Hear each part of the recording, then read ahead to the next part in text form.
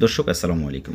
ভালো গন্ধ সিঁড়ি, চেয়ার, টেবিল, বোতল, শরবত, মিষ্টি, দয়া করে ছোট।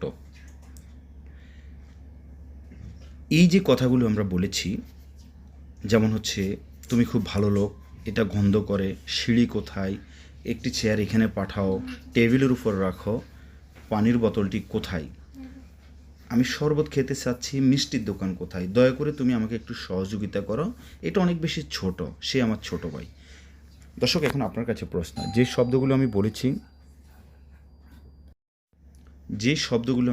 এই শব্দগুলো প্রতিদিন আরবিতে কথা বলতে প্রয়োজন হয়। সো অবশ্যই আপনাকে আমাকে আরবিতে কথা বলার জন্য বেশি বেশি শব্দের অর্থ জানতে হবে, আঞ্চলিক ভাষার অনুরূপ আরবিতে কথা বলতে। দর্শক, এখন আমরা মুখস্থ হওয়ার পরে এই শব্দগুলো আমি ধরে নিলাম আপনারা মুখস্থ করেছেন। সো মুখস্থ করার পরে আমরা কিভাবে শব্দের সাথে শব্দ মিলিয়ে বাক্য তৈরি করব, কাম টু পয়েন্ট। প্রথম যেটা লিখেছি সেটা হচ্ছে জেন। জেন মানে কি? ভালো। জেন মানে ভালো। যেমন হচ্ছে এটা ভালো, এটা খারাপ, তাই না? তেমন হাদা জেন, এটা ভালো। হাদা মোজেন, এটা ভালো না। মো মানি না, হাদা মানি এই বা এটা। এটা কি ভালো? আমি যদি প্রশ্ন করি, যেমন আমরা যদি নর্মাল সুরে বলি হাদা জেন, এটা ভালো।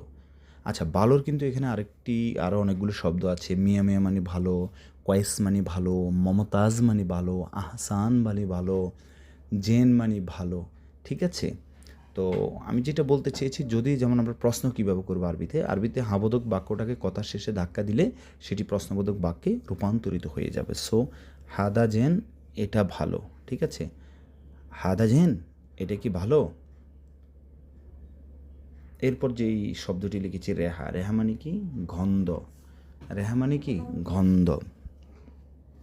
ওকে, যেমন এটা গন্ধ, হাদা রেহা।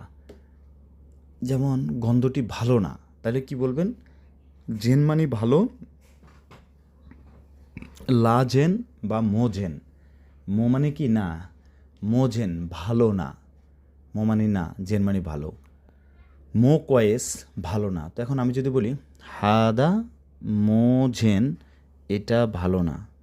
হাদা মো জেন, এটা ভালো না। হাদা মো কয়েস, এটা ভালো না। ওকে, তো এরপর লিখেছি সুল্লাম।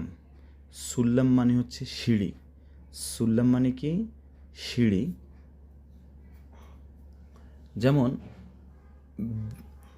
বিল্ডিংয়ের যে সিঁড়ি আছে, বিমানের যে সিঁড়ি আছে, বাসের যে সিঁড়ি আছে, এটাকেও আপনি সুল্লাম বলবেন। আবার যেই মই বলি আমরা বাংলাতে, মই দিয়ে আমরা কোথাও উপর নিচে করি বা যেটা মইটা মুভ করা যায়, হ্যাঁ, ওইটাকেও আপনি সুল্লাম বলবেন। এরপর কুর্সি। কুর্সি মানে কি? চেয়ার। এখানে কয়টি চেয়ার আছে? এখানে মানে হচ্ছে হুনা। হুনা কাম কুর্সি ফি।